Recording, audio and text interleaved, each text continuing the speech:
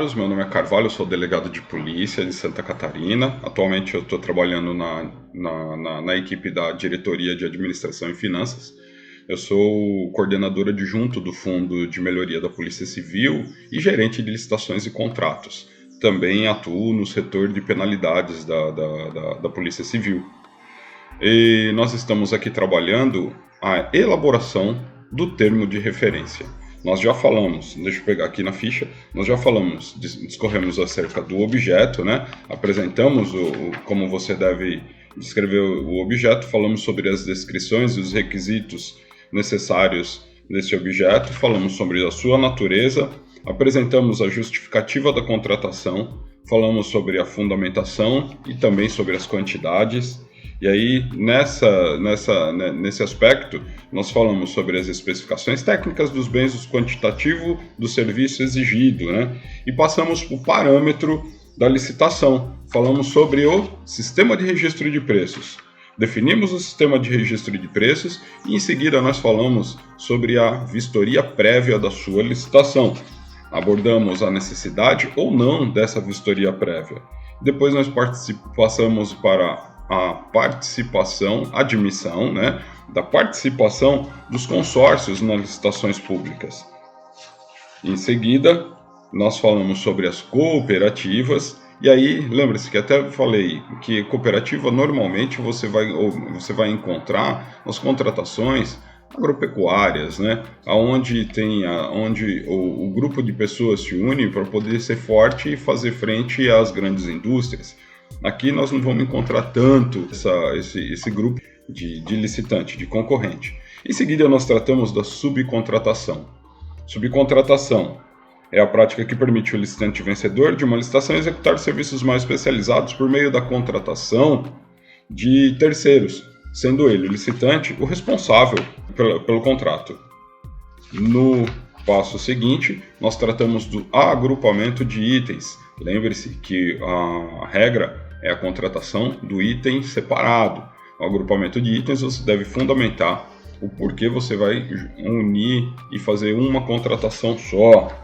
Depois nós passamos para os documentos adicionais à proposta de preços, os prospectos, os laudos, testes, os ensaios, catálogo de produtos.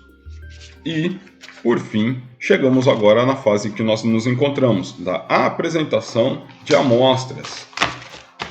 Essa apresentação de amostras, meus amigos, ela pode ser solicitada em situações específicas, quando é essencial aferir a conformidade do produto ou serviço em relação às especificações exigidas.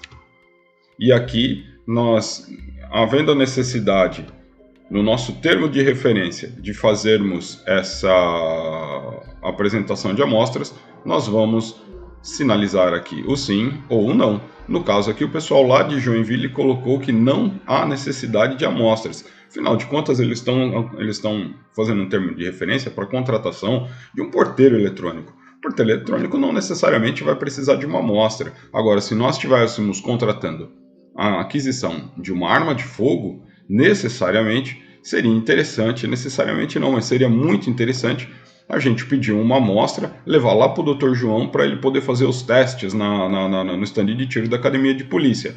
Nesse caso, nós daríamos um prazo de apresentação, um prazo razoável, né? E esse prazo também eu entendo que deve ser justificado nos autos do processo, na sua fase interna. Aí depois a gente ia pedir também a quantidade de amostras. Por exemplo, uma arma de fogo, poderíamos pedir 5 armas.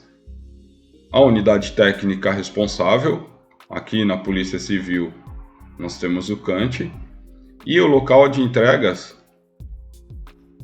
eu não lembro agora o endereço de lá, né? A rodovia, não sei o que, lá na Canasvieiras, mas pediríamos para entregar aqui na Cadepol, tá certo? Ato seguinte a falar no termo de referência a respeito da apresentação de amostras, quais itens de amostra você vai querer, né? E aqui você vai colocar o código NUC e o critério de avaliação. Lembre-se sempre que o critério de avaliação deve ser sempre objetivo. Você não pode dar uma especificação para o item A e outra especificação para os outros itens, considerando que o item A ele é o melhor deles. Não, a avaliação da licitação ela deve ser em toda orientada pelo princípio da paridade. Os critérios devem ser sempre objetivos. E em seguida nós vamos falar aqui na prova de conceito. O que vem a ser uma prova de conceito? Prova de conceito é uma exigência que visa verificar o atendimento às especificações técnicas protegidas pelo termo de referência. Prova de conceito é aquele exame que nós fizemos com a placa balística que nós compramos. Nós pedimos para que o vencedor da fase de lances apresentasse a placa balística para que nós levássemos lá para o Dr. João do CANT, do setor lá de armamento, para que fizesse os testes e aferisse se aquele objeto atende especificamente todos os requisitos técnicos da licitação. Neste caso aqui, o pessoal lá de Joinville, eles não precisaram, porque eles estão contratando, como eu disse, um porteiro eletrônico. Porteiro eletrônico não tem necessidade. Em havendo necessidade, da mesma forma, nós justificaríamos na nossa fase interna o prazo para a apresentação desse objeto e o endereço para a entrega e a elaboração da demonstração. Tá certo? Vamos passar aqui para o próximo item, então. Agora a gente desce. Ops. Perdão. Da mesma forma, se você vai na sua prova de conceito, você vai dizer quais os itens que você quer, quais os itens que você deseja fazer a prova de conceito, vai colocar aqui o código dele e também lembre-se sempre que o seu critério deve ser um critério objetivo. Repetindo, você não pode apresentar um critério para o item A e um critério para os outros, para os demais, considerando que o item A é o melhor. Você vai estar sempre fazendo a sua avaliação dentro de um critério objetivo. E carta de solidariedade? O que nós poderíamos falar sobre a carta de solidariedade? Carta de solidariedade, meus caros, quando ela é solicitada pelo agente de contratação, ela tem o objetivo de garantir a execução do contrato por parte do licitante ou do distribuidor. A carta de solidariedade, o nome já diz, eles são solidários. Quem? O seu licitante, e também solidário vai ser o fornecedor dele, o fabricante. Peraí, vamos colocar aqui, o fabricante. Tá bem?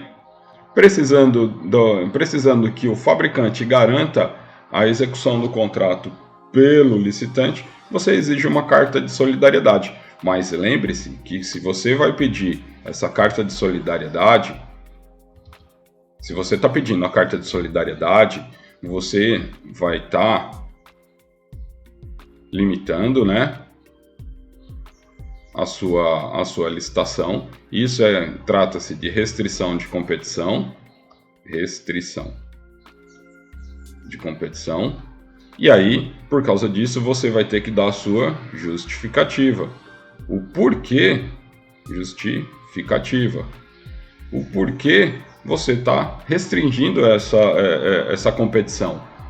Qual o interesse público em restringir essa competição? Você pode encontrar diversas justificativas para isso. E agora vamos passar para o próximo item. O próximo item aqui no caso é a garantia de proposta. E aí, garantia de proposta, nós não podemos confundir com a garantia do contrato.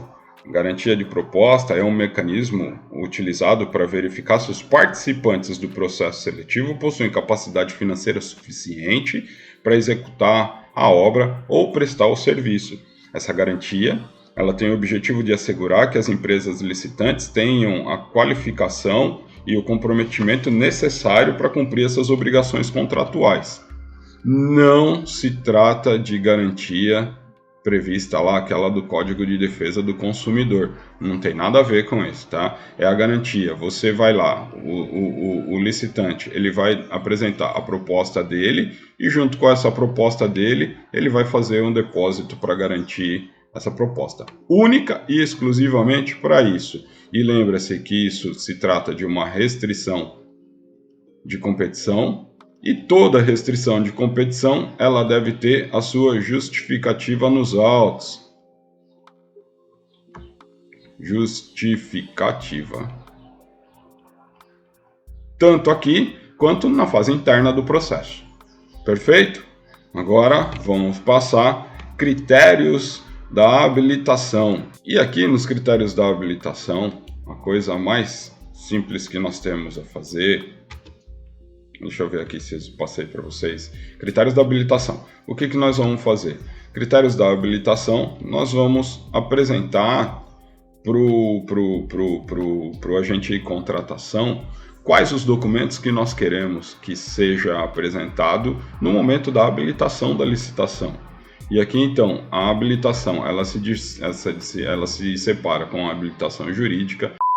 E aí nós vamos ter também Calma, deixa eu ver aqui que me deu branco. A habilitação, a regularidade, né? Regularidade fiscal e trabalhista, que vai estar adiante.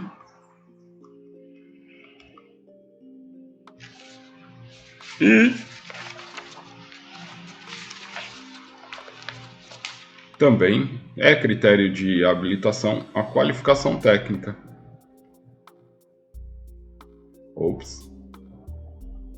A qualificação técnica. E aqui na habilitação jurídica, se for pessoa jurídica, se for pessoa física, ele vai fazer a prova com RG ou documento equivalente. Você vai lá e assinala para o agente de contratação esse daí, empresário individual, microfornecedor, a sociedade empresária.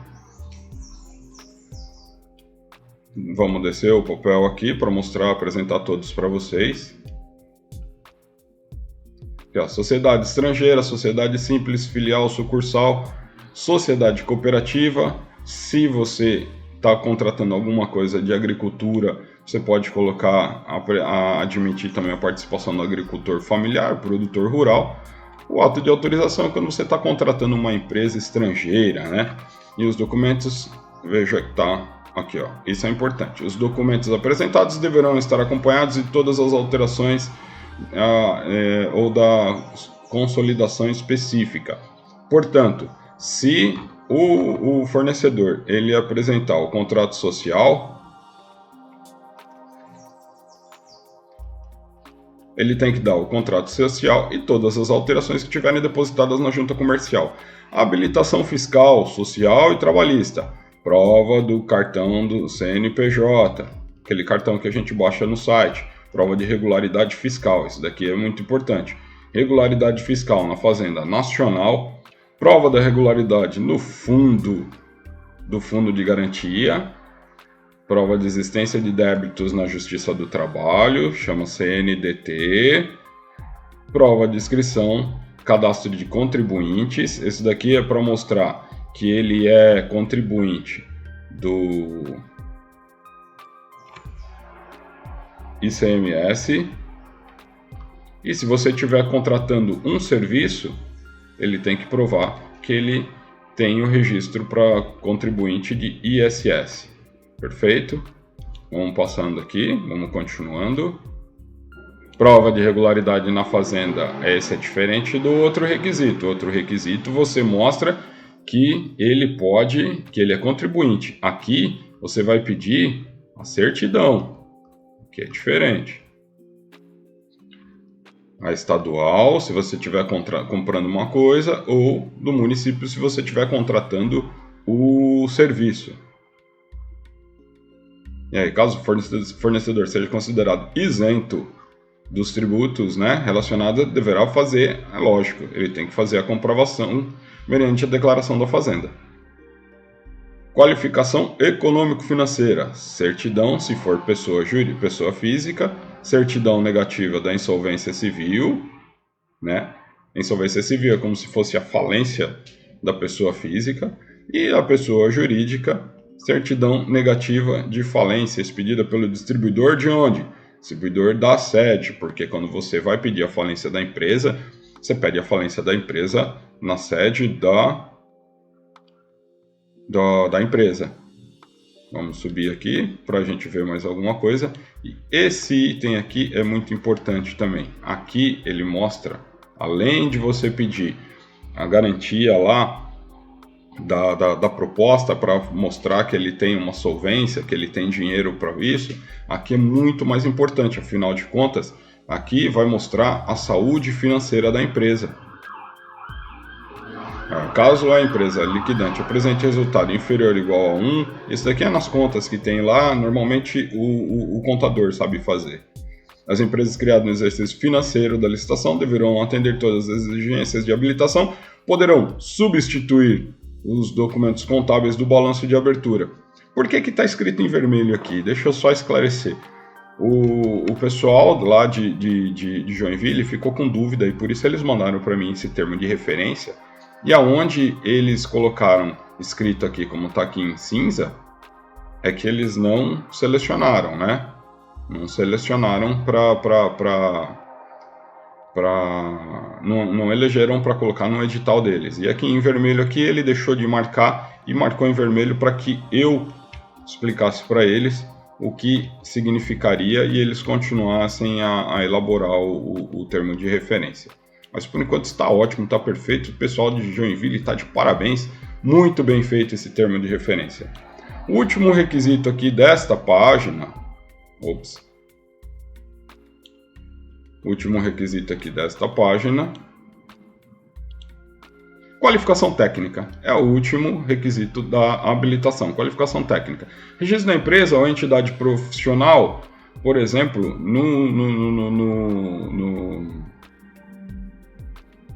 o que me vem na cabeça agora, OAB, se você está contratando um escritório de advocacia, ele vai ter que apresentar o registro dele também na OAB. Comprovação de aptidão de bens similares, isso daqui, ele vai mostrar que ele já tem, ele já prestou aquele serviço outras vezes. Ele vai mostrar a experiência anterior dele. E como que eu vou pedir aqui de bens similares, fornecimento de bens similares? Se eu estou pedindo 100, ele vai ter que me mostrar que ele já foi capaz de fazer 50. E dentro desses 50, ele não precisa me dar um atestado que ele forneceu 50 especificamente. Ele pode me dar um atestado e pode somá-los. Então, ao invés de ele me dar um atestado de capacidade técnica único, ele vai me dar 3 atestados, somando os 50. Perfeito? Vamos passar para o próximo. E no atestado de capacidade técnica, aqui eu vou dar os critérios que nós precisamos. Ó, as seguintes características mínimas. Lembre-se que é sempre objetivo, tá? Tá tudo em vermelho, vermelho. Peraí, deixa eu mudar aqui para não ficar... Ó. Nosso critério objetivo. Será admitida para fins de comprovação, o quantitativo mínimo, foi o que eu falei. O quantitativo mínimo, e aí tem o decreto que fala que é 50% do que nós estamos precisando. Prova de atendimento aos requisitos previstos em lei e tal. Se tiver algum requisito no seu objeto que esteja previsto em lei e deva atender esses requisitos, você vai elencá-los aqui. Lembre-se sempre que você vai se pautar nos critérios objetivos. E aí, o último item, outras exigências de qualificação técnica. Qualquer coisa que você lembre que seja relacionada ao seu objeto, você vai colocá-lo aqui. Para não ficarmos muito longo no vídeo, nós vamos interromper aqui e depois nós vamos continuar, tá bom? Muito obrigado e até mais.